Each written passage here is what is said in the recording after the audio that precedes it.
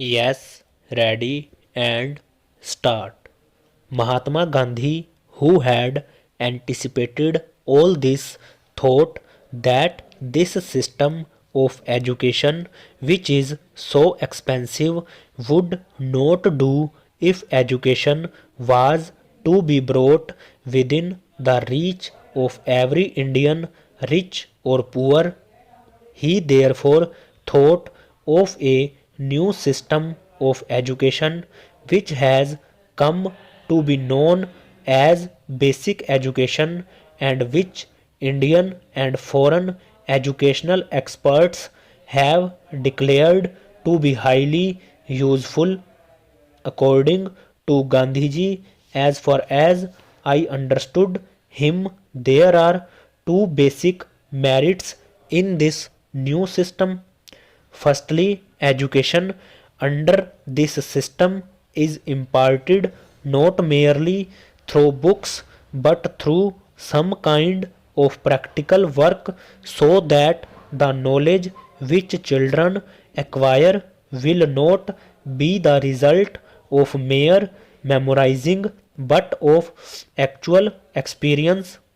He thought, and some of the leading educationists were at one with him, that knowledge acquired in this way created a degree of consciousness, efficiency, and a feeling of self reliance, all of which would come handy to one when starting life.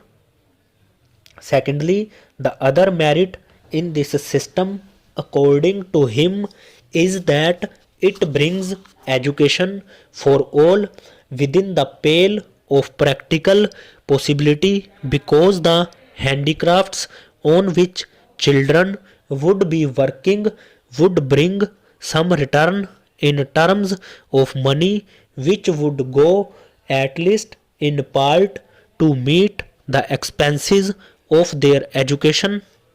He was convinced that unless young scholars made this contribution towards their own education, universal education in India would never be possible. The result of all the discussions and experimentation in the field of education during the last 16 or 17 years is, in my opinion, the same that we arrived at in our discussions in the first conference held at Wardha. Educationists had admitted the utility of the new system but considered children's contribution towards their education as not only impossible but undesirable. Our experience, on the other hand, has demonstrated both the utility as well as the practicality of the system. My remarks are essentially with reference to primary and secondary education. Little has been done so far to apply this system to higher education. It is not, therefore, possible to say anything about it on the basis of experience.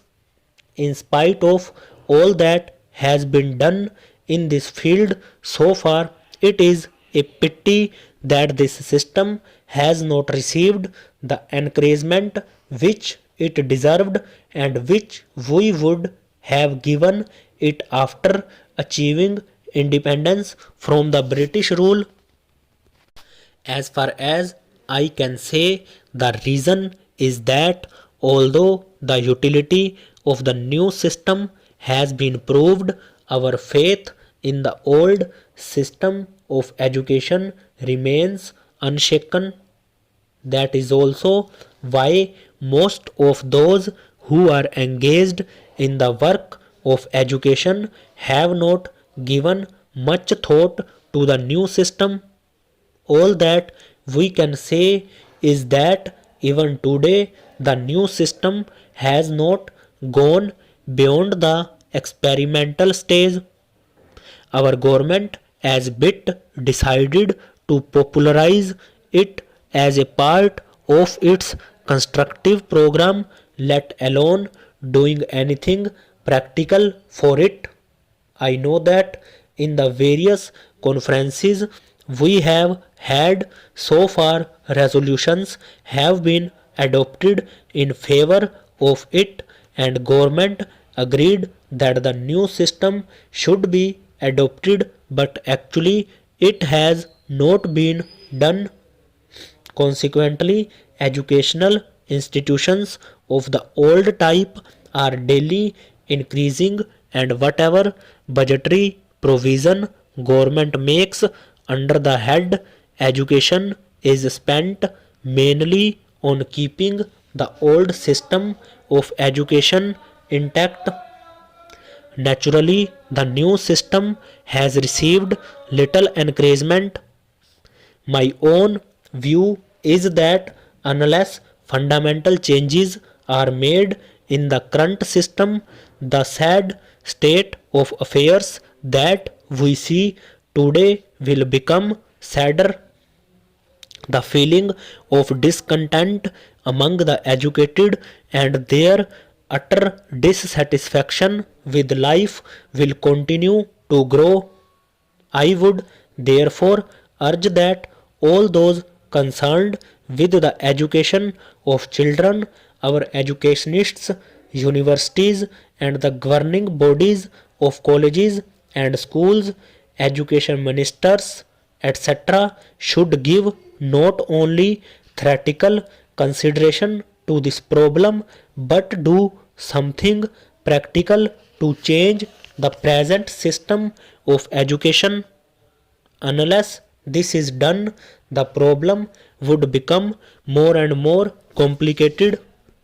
I am very happy that the new organization has been carrying on its work undeterred by difficulties.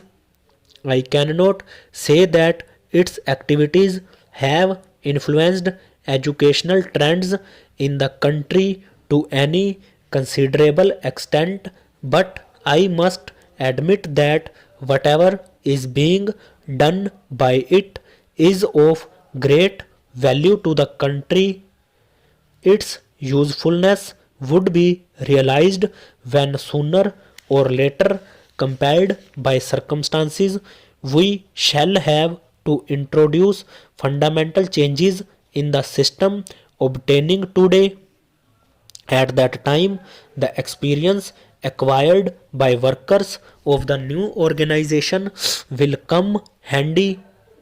As I said earlier, our experiment in the sphere of primary and secondary education has been successful, and we can confidently recommend the new system to our countrymen at these two stages.